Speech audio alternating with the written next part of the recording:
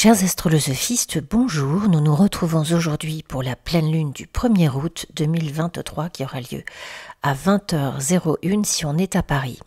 Cette pleine lune est à 9,15 dans le Verseau et elle est évidemment opposée au Soleil au même degré mais en Lion. Elle est en carré à Jupiter qui se trouve à 13,45 dans le Taureau. Le maître de la pleine lune, Uranus, est en carré à Vénus rétrograde depuis le 23 juillet et cette Vénus rétrograde est à 26,44 pour le moment dans le Lion. Uranus en trigone à Mars qui est à 13,42 dans le signe de la Vierge. Uranus est aussi conjoint à Jupiter, c'est une conjonction assez large. Jupiter est à 13,45 dans le Taureau. Il est aussi en sextile à Neptune rétrograde qui est à 27,25 dans les Poissons. Et enfin, il est en trigone à Pluton rétrograde à 28,52 dans le Capricorne. Le nœud nord est à 28,23 dans le Bélier, il est entré dans le Bélier, et le nœud sud est donc en Balance juste en face sur le même degré. On restera donc très attentive à la position de Vénus qui va rester en Lion jusqu'en octobre, mais qui, pour cette pleine lune, est en trigone au nœud nord, et nous resterons également attentives à Mars, qui maîtrise le nœud nord et qui lui fait un sesqui carré. Alors, au mois d'août, nous aurons deux super pleines lunes, c'est-à-dire qu'elles auront lieu au plus près de la Terre et donneront ainsi l'impression d'une lune plus grande que d'habitude. La première a lieu le 1er août et la seconde est une super lune bleue le 30 août et elle sera dans le signe des Poissons, évidemment, on y reviendra. Ces deux super pleines lunes dans le mois indiquent une très forte énergie de lâcher prise, de détox, de s'éloigner de ce qui n'est plus en résonance avec nous. À la fin du mois d'août, nous devrions nous retrouver plus libres, avec plus d'espace et ou de temps, que ce soit émotionnellement, physiquement ou les deux. Alors en effet, la pleine lune en Verseau, bien c'est le début d'un voyage de libération, de guérison, de ce qui s'est fait un petit peu trop lourd cette année, surtout dans le domaine du cœur avec Vénus qui rétrograde. Au moment où la lune sera exactement pleine, nous pouvons ressentir des émotions douloureuses liées à une rupture ou un deuil, une déception peut-être aussi qui s'est réveillée ou qui se fait un peu plus vive. On peut être aussi très susceptible ou dans une certaine forme d'auto-indulgence. Penser que l'on est dans son bon droit et avoir des colères ou des comportements excentriques qui nous isolent. On peut s'entêter ou se braquer, être très sensible à la critique ou se retrouver paralysé par des questions auxquelles nous ne trouvons pas de réponse. Cette pleine lune donne beaucoup d'indépendance, mais en carré à Jupiter, nous pouvons nous montrer imprudentes, insouciants, s'opposer à l'idéal de notre groupe d'amis ou au modus operandi de notre famille. On peut être victime d'ostracisme et devoir nous séparer de la cellule familiale. En revanche, on peut trouver du soutien, un soutien très important du côté d'une tante ou d'un oncle. Enfin, en tout cas, beaucoup de choses se passent au foyer ou dans les rapports avec la mère M-E-R-E, mais l'harmonie est très difficile à trouver. Il existe du désordre, l'impression d'être trompé dans les sentiments. On peut être confronté aux rigueurs de la loi et perdre un procès, un patrimoine familial sur lequel nous comptions peut ne pas nous revenir suite à l'intervention d'un auxiliaire de justice, notaire, avocat, huissier, etc. Même scénario au sujet d'un divorce, d'une pension alimentaire.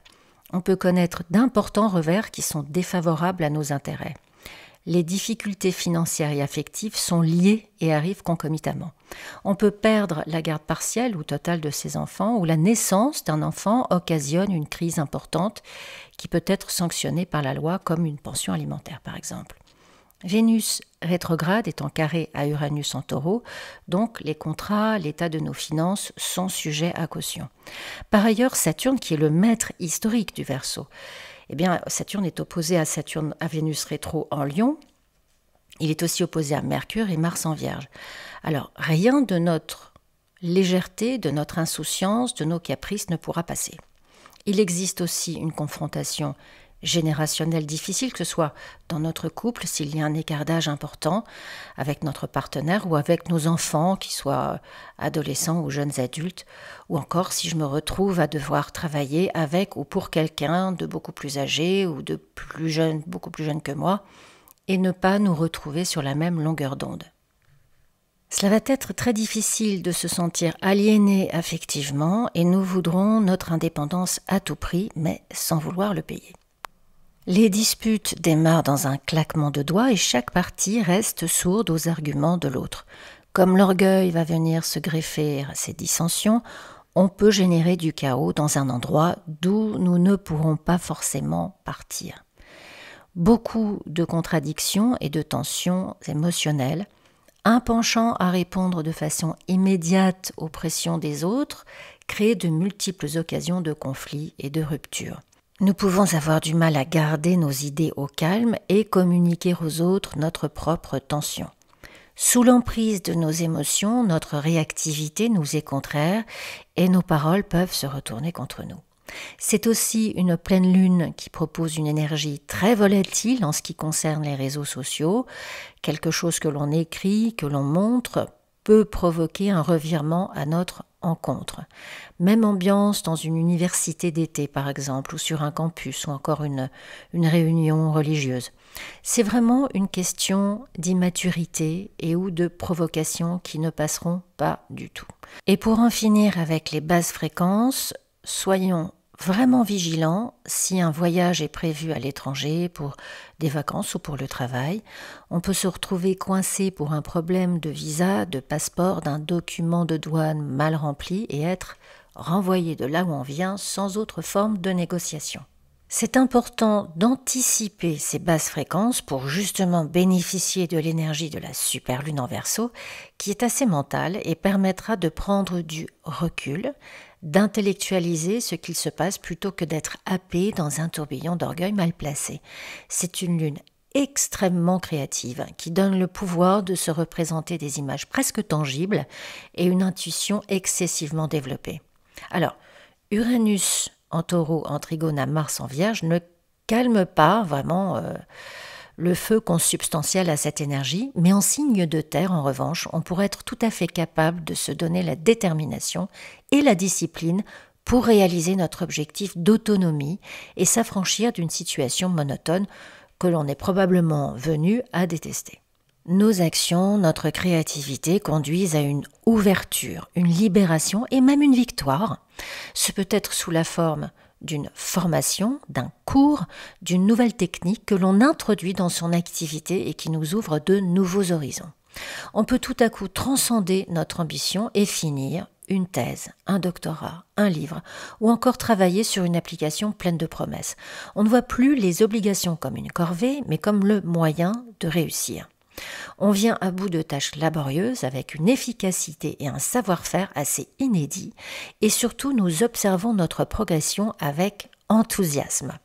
On veut connaître et apprendre les meilleures méthodes pour préciser notre action et maîtriser notre projet. Alors ce peut être un projet artistique, évidemment, musique, peinture, calligraphie, littérature, théâtre, couture, etc. Je ne vais pas tout énumérer, sachant que cette pleine lune en Verseau est ultra créative.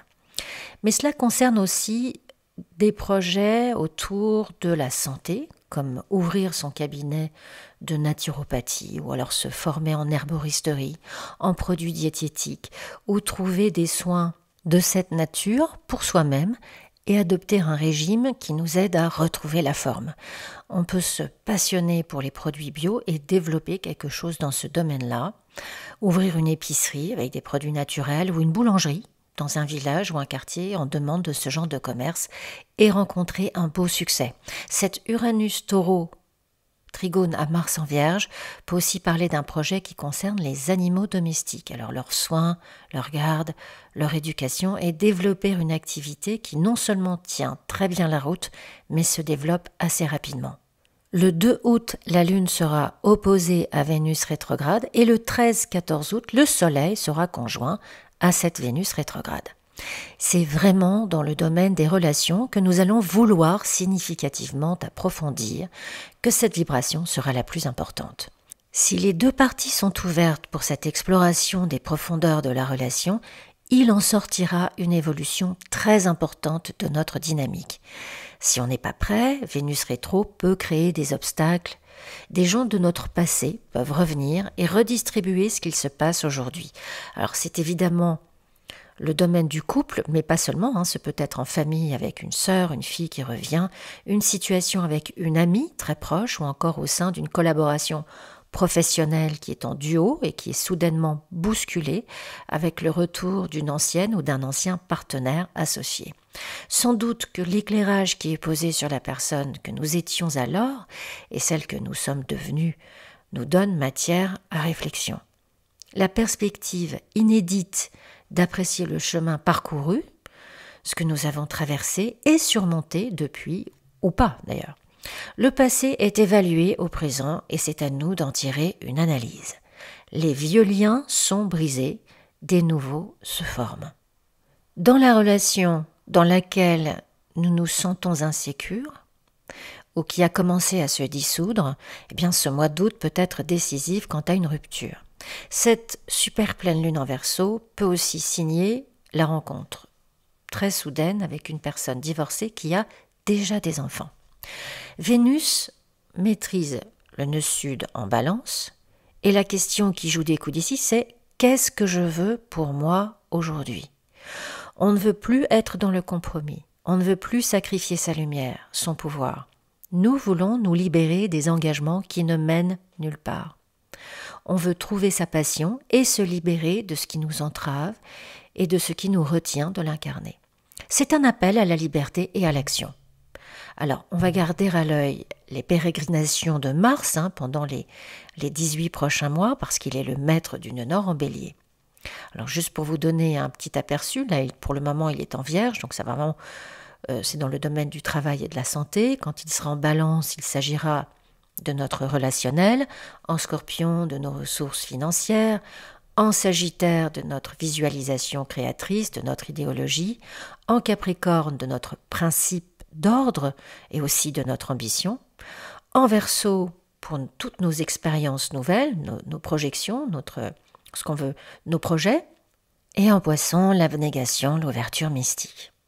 Le 8 août, c'est la journée du Lionsgate. Alors, en français, on dira le portail du lion. Et cela représente une énergie de renaissance. C'est vraiment une très belle période pour réinitialiser son mental, son potentiel. Nous pouvons nous débarrasser des scories de négativité qui nous encombrent. Profitez-en pour faire un rituel de visualisation positive ce jour-là. Nos valeurs vont changer drastiquement et peut-être très soudainement. Vénus rétro en Lion, eh bien c'est aussi réaliser que l'on peut rendre lucrative notre passion, notre objectif, notre ambition. C'est une super pleine lune qui permet surtout d'entreprendre. Une occasion se présente et on peut en saisir l'opportunité pour agir. Cela nourrit notre enthousiasme et une satisfaction d'être. S'il n'y a pas d'entreprise nouvelle, il y a un regain d'activité qui produit des résultats. Jupiter donne l'occasion et Uranus le changement. Nous devenons authentiques parce que nous sommes mis brutalement en face d'une réalité. Gardons en tête que cette conjonction Jupiter-Uranus ne fait que commencer et qu'elle sera exacte en avril 2024 sur le 21e degré du Taureau. C'est donc important pour les signes fixes du 3e décan et si nous avons des planètes, l'ascendant au milieu du ciel en Taureau, en Lion, en Scorpion et en Verseau entre 17 et 28 degrés. Cette super pleine lune est très puissante.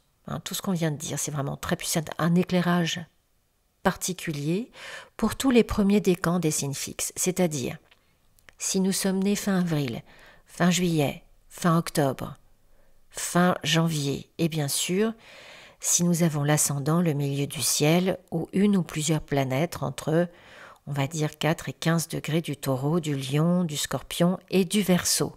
Les signes cardinaux, bien sûr, tous les derniers décans des signes cardinaux, les Béliers, Cancer, Balance et Capricorne sont également très sollicités par cette position de Pluton à 29 degrés, enfin entre 27, 28 et 29 degrés du Capricorne et le tout premier degré du Verseau. Dans tous les cas, nous aurons vraiment tout à gagner en gardant notre calme dans l'agitation générale et surtout à ne pas répondre à la provocation. C'est un temps de maturité exceptionnelle et les risques que l'on prend sont plutôt l'audace d'être soi que l'humeur d'un instant. Voilà, chers astrolosophistes, cette chronique est à présent terminée. Pour toute analyse de ces transits dans votre thème, ou pour une révolution solaire si c'est votre anniversaire, ou encore une synastrie, n'hésitez pas à prendre rendez-vous à l'adresse qui s'affiche à l'écran, astrolosophicafé@gmail.com ou sur notre site astrolosophie.com. Je vous souhaite une magnifique, super pleine lune et je vous dis à bientôt sur Astrolosophie.